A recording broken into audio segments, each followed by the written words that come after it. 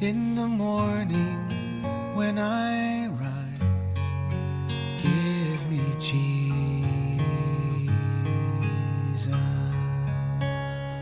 Good morning. Well, I hope you've been listening to the encouragements this week, and I hope it's starting to make some sense to you.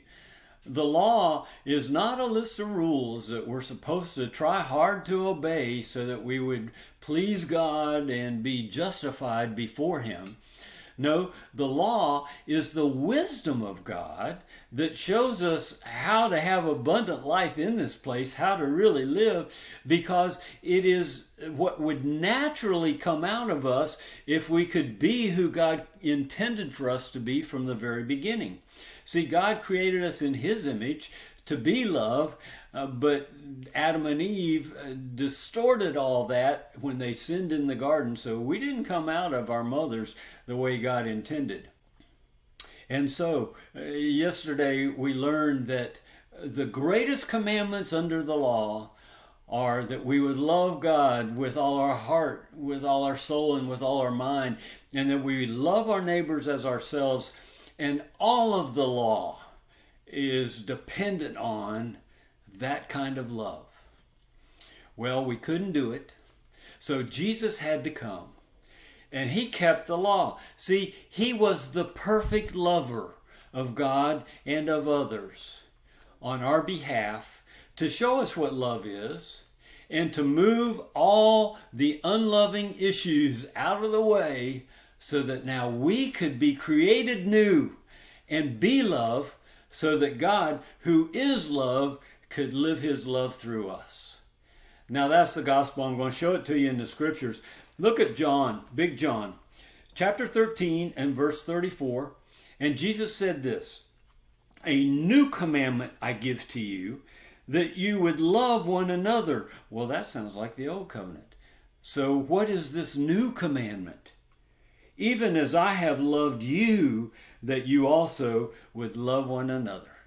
Oh, don't doubt for a minute whether or not God loves you, because Jesus, when He died on the cross, showed us what love was all about.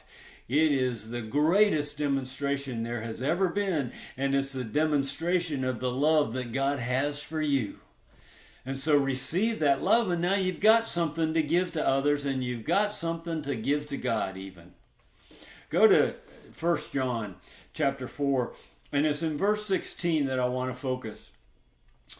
"We have come to know and have believed the love which God has for us."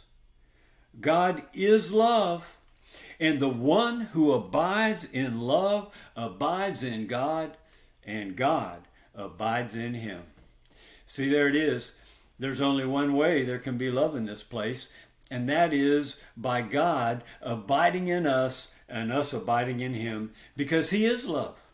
And there's only one way that we can keep the law, and that is by God abiding in us and us abiding in Him, because all of the law is wrapped up in us loving with the love of God. Oh, look at verse 19. "We love because He first loved us." See, there it is. Oh, what the world needs now is love, sweet love. Maybe you've heard that song, and it's the truth. But the reality is, what the world needs now is God, loving God, dwelling in us, and us abiding in Him. Oh, what a difference that would make in the world if we would see the love that God poured out to us in Jesus and receive that love so that we've got something to love God back with and something to love others with. Behold the richness of the love that God has for you. And we'll talk a little more tomorrow. God bless you. Give me Jesus. Give me Jesus. You can have all this world.